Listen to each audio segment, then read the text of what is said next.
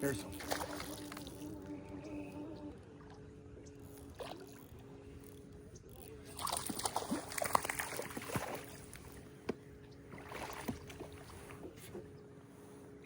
Took about 5 minutes to get on the board, guys. Back at Lake Hodges, end of the year. Let's find out how it's going to be ending this year, starting next year.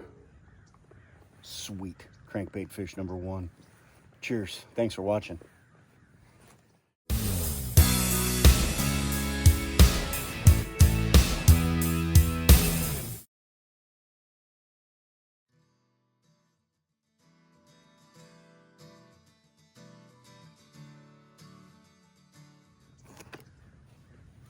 Not a big guy, but definitely healthy. You know, if you guys have been watching me for a while, you know I love Lake Hodges. And I haven't fished here since the summer.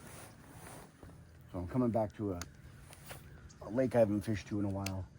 I'm gonna always go with my staples. Here it's small crankbaits, big crankbaits, jigs. Usually concentrate super close to the shore.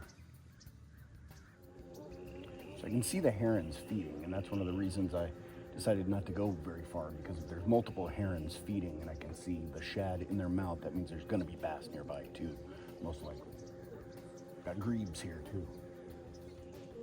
With the ultralight crank, little Rapala ultralight crank. Always a good time. And I get messaged regularly, I'm going to Lake Hodges, what do I use? Well, I'm gonna start out with something similar to that. May not be that exact bait, but a small shad profile. It is getting to the end of the season. Hodges is only open for a little while longer. I'm trying to figure out what's the health of the lake. I recently found out about an organization called raisehodges.org that is talking about how lowering the lake to prevent a catastrophic dam failure is actually raising the probability of catastrophic wildfires. So you can check them out. I'll put a link in the description. You make your own decision. So yeah, the lake is super shallow. We'll see how our rain goes this fall and winter. I'm just buzzing down the shoreline, changing it up between crankbait, spinnerbait, big crankbait, small crankbait, a little bit of topwater, just seeing what I can get any reaction. I have thrown a couple of jigs, and I don't even know what to expect. As we're going spot to spot, still looking for the fish and figuring out the pattern, but having a great time out here at one of my favorite lakes ever. I do have a beverage for you guys, and this was gifted to me. I don't know anything about the beverage, literally, but I do know something about the can. And look at that. Look at that. So, Distiller's Outlet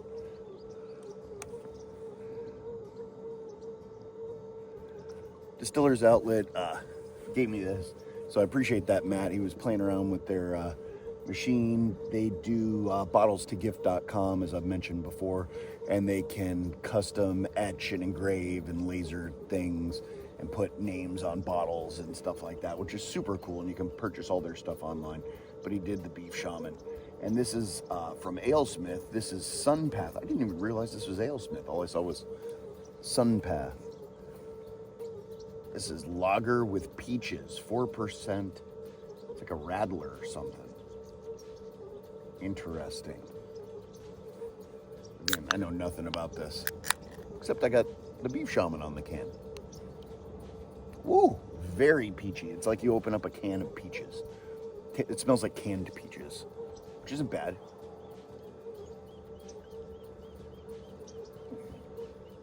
Wow, that's pretty refreshing.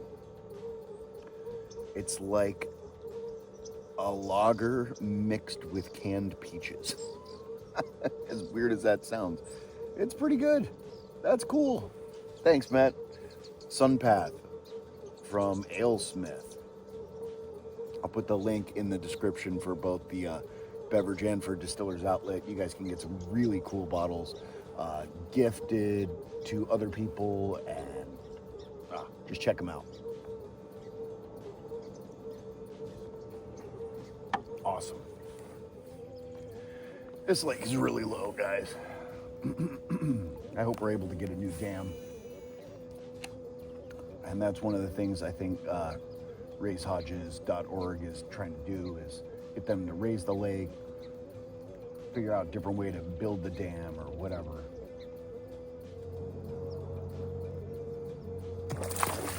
Oh, wow. Did you guys see that? That was crazy.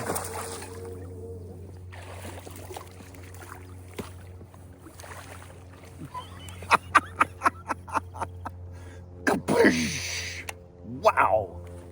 Threw a jig on. I was basically pulling it up out of the water. That's a solid fish. Nice. Yes. Like 2.6. Man. That was crazy. 2.84. I was way off. That's not bad at all, guys. Hope that got on video. Got my heart racing. Dang. That was on that Bitsy bug, Bandito bug combo. Sweet. Okay, I think I'm gonna stay here for a bit.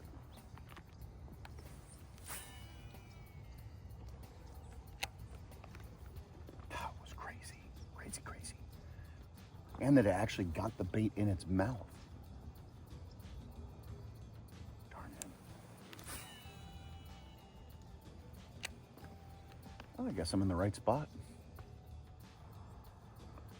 Now the thing about jig fishing, I'm looking around, I see rocks, rocks, rocks, rocks. Areas of flatness in between. But here I can feel the bottom. And I was thinking about this earlier. With like a Senko or something like that, you can't really be in touch with the structure as much. And I think that's the main reason I like jigs better. I can really feel the bottom. With all the different kind of head styles, you know, the football, the round head, the arky, there's so many different types of jig head styles. You got to find something that works for you, that you like, and that is suitable for the terrain. Some of them grab the grass or the rocks a little bit more and the heads get stuck.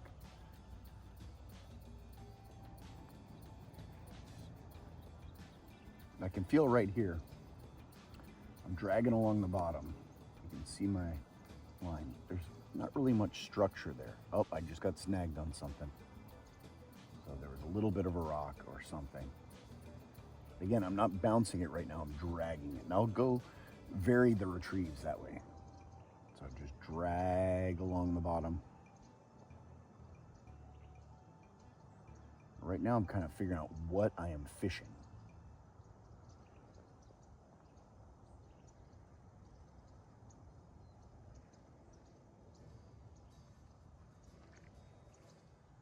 Now I'm going between 7 and 10 feet of water here. So I may actually throw out a crankbait as kind of a sensor. And I do have a fish finder, but I'm gonna use a Rapala DT-10 in a bluegill pattern.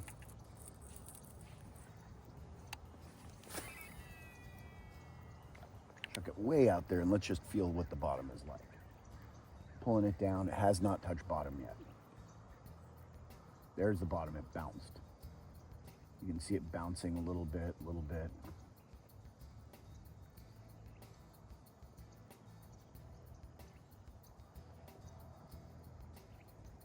So there are rocks out there. I can feel the difference between a mud bottom and it ticks off those rocks.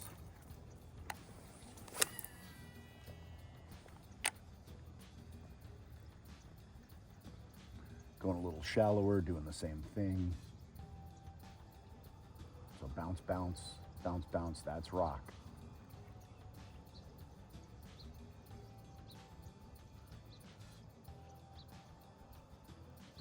I can feel it pulling across the mud. So it's bouncing, but it's more of a mushy bounce. Tick. Now I feel the rocks. Tick, tick. And if I am fishing this crankbait, I'm going to grind, but I will pause every once in a while. Okay, so not so much. But I got a better idea of the terrain.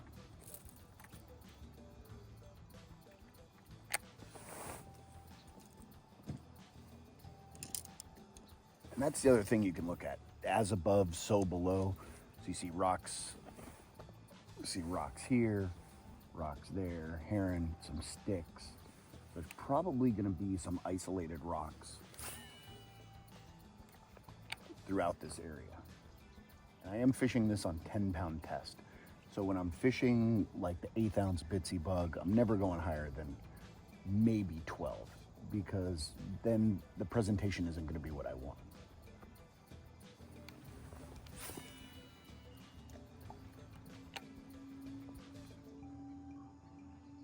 So I see the rock pilot right out in front of me.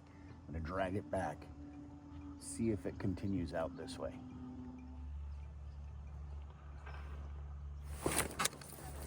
There we go.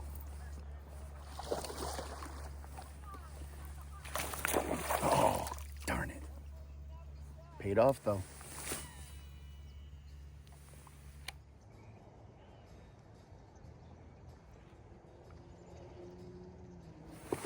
Oh, it was definitely a fish.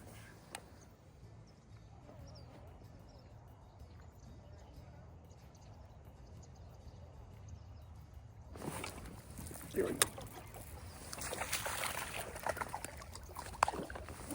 Came off right there. That was dinky, dinky, dinky.